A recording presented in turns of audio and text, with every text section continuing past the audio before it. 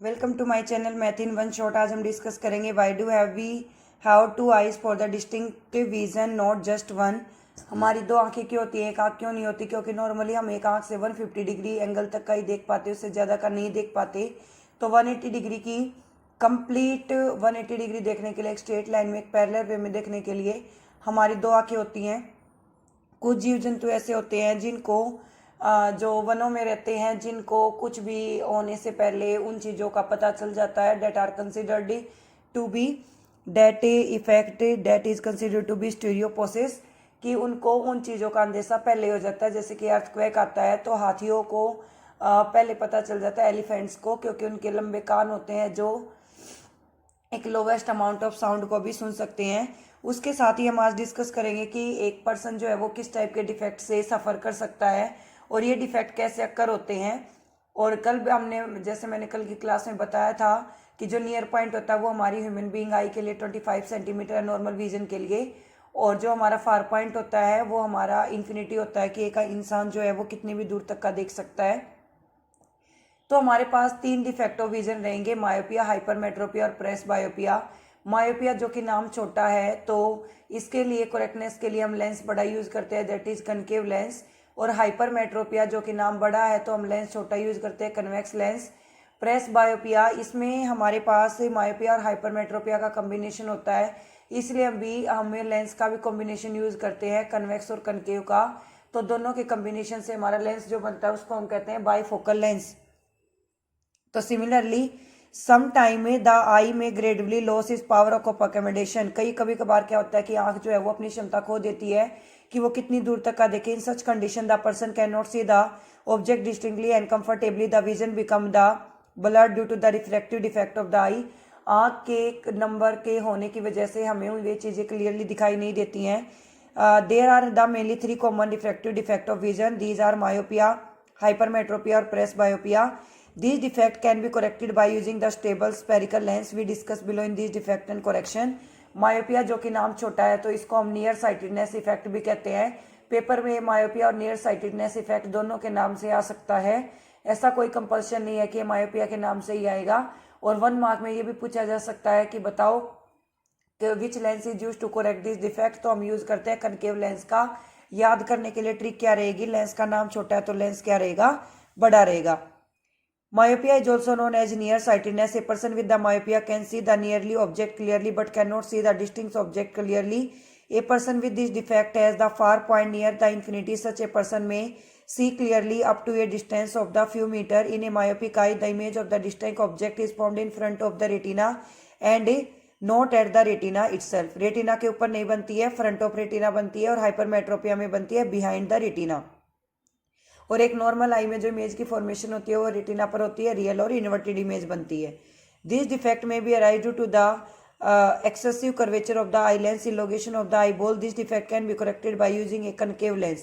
तो यहाँ पर कौन सा लेंस यूज किया जाएगा, कनकेव। कनकेव जो हमारा डाइवर्जिंग लेंस होता है, और ये डाइवर्जिंग है, इसी वजह से इसकी फोकल लेंथ नेगेटिव आती है और इसकी पावर भी कैसी आएगी, नेगेटिव।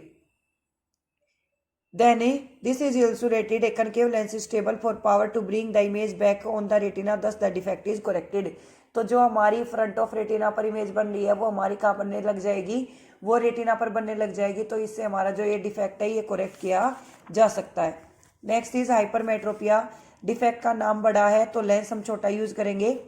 हाइपरमेट्रोपिया को हम फार साइटनेस इफेक्ट भी कहते हैं। Hypermetropia is also known as far sightedness effect. A person with hypermetropia can distinguish object clearly but cannot see the near object clearly. The near point for the person is farther away 25 centimeter. Such a person have to keep the reading material 25 centimeter from the eye comfortable reading. This is because the light rays from a close object focus on a point behind the retina. This defect arises either the focal length of the eye lens is too long, the eyeball has become too small. This defect can be corrected by using a convex lens. और इस defect को हम दूर करने के लिए convex lens का use कर सकते हैं। Eye glasses with the converging lens provide the additional focusing और power forming the image on the retina. तो यहाँ पर जो ये हमारा कन्वर्जिंग लेंस है, कन्वेक्स लेंस, ये हमारी हेल्प करेगा कि हमारी इमेज रेटिना पर बने, जो कि हमारी बिहाइंड द रेटिना बनी है, और मायोपिया पर बनती है फ्रंट ऑफ द रेटिना। और प्रेस बायोपिया पर कहीं भी इमेज नहीं बनती है। जैसे जैसे हमारी एज बढ़ती जाती है तो हमें दूर और नज़दीक का दोनों तरह का दिखाई देना बंद हो जाता है। तो उस टाइप के लिए हम एक बाईफोकल लेंस का यूज़ करते हैं। उसके लिए हम अलग अलग स्पेक्स नहीं बनवाते हैं, एक ही स्पेक्स बनवाते हैं। उसी के अंदर हम कनकेव डलवा देते हैं, उसी के अंदर हम कन्वेक्स डलवा देते हैं। जब हम पढ़ते हैं या नज़दीक का कोई काम करते हैं तो हमें नीचे की तरफ देखना होता है। तो जो लोअर पार्ट है वो हम कन्वेक्स लेंस का डलवा देते हैं, और जो हमारा अपर पार्ट है वो कनकेव लेंस का डलवा देते हैं। Presbyopia, the power of accommodation of the human eye decrease with the ageing. For most of the people the near point gradually recede away. They find it difficult to see the object comfortably and distinctly without eyeglasses. This defect is called presbyopia. It also arises due to the weakening of ciliary muscles and diminishing the flexibility of the eye lens. Sometimes a person may suffer from both myopia and hypermetropia. Such people often bifocal lens. A common bifocal lens consists of concave and convex lens. The upper portion is concave lens and lower portion is convex lens. It facilitates near vision these days, and it is possible to the refractive defect from the contact lines through the surgical intervention. Surgical से step से भी हम इसको ठीक करवा सकते हैं, जिसको हमने कल मैंने डिस्कस किया था, कैटरेक्ट जो होता है, cataract surgery. What is mean by power of accommodation of the eye? Power of accommodation of the eye, it means the person is able to see the object clearly up to a distinct point. A person with the myopic eye cannot see the object beyond 1.2 metre distinctly. Myopic eye है तो उसको near sightedness effect है, दूर की चीज़ें दिखाई नहीं देती लेकिन नज़दीक की चीज़ें दिखाई देती हैं, तो उसको हम प्रेफर करेंगे concave lens. What is the far point? Far point is infinity and the near point is 25 centimetre. A student has difficulty reading in the blackboard by sitting in the last row. Last में बैठता तो उसको दिखाई नहीं देता है, दूर बैठा जब दिखाई नहीं दे रहा, इसका मतलब उसको फार साइटेडनेस इफेक्ट है, नियर साइटेडनेस इफेक्ट है, मायोपिया है, तो उसके लिए हम उसको लेंस देंगे कनकेव लेंस, कि वो दूर की चीज़ों को देख पाए. थिंक इट ओवर, इसके बारे में सोचिए. You talk at the wondrous things you see, you say the sun shines bright, I feel him warm but how can I or make it day or night.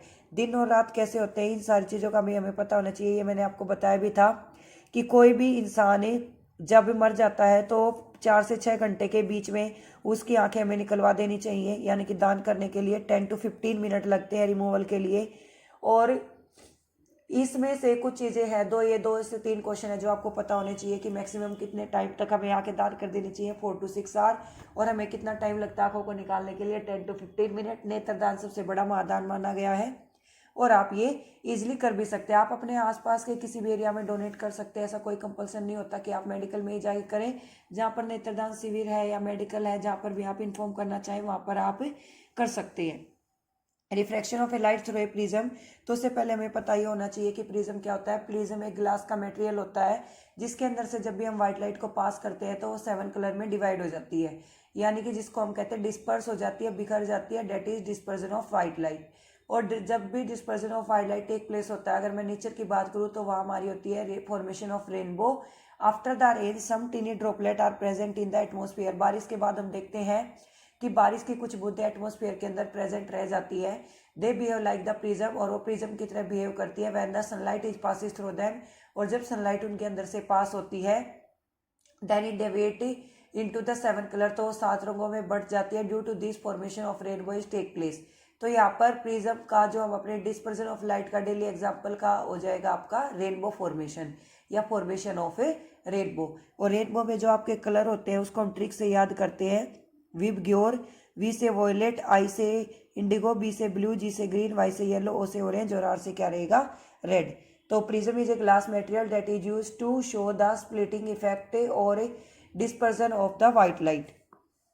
You have learned how get refracted through a rectangular glass slab or parallel refracting surface as emergent ray is parallel to the incident ray. उससे पहले आपको ये पता होना चाहिए कि incident ray क्या होती है. जैसे मैंने मान लो ये कोई भी एक सरफेस कंसीडर किया, इसके ऊपर मैंने एक रे ऑफ लाइट को फॉल कराया, तो ये मेरी इंसिडेंट रे है, और ये जो वापस जा रही है मेरी रिफ्लेक्टेड रे, और इन दोनों के बीच में आएगी नॉर्मल रे.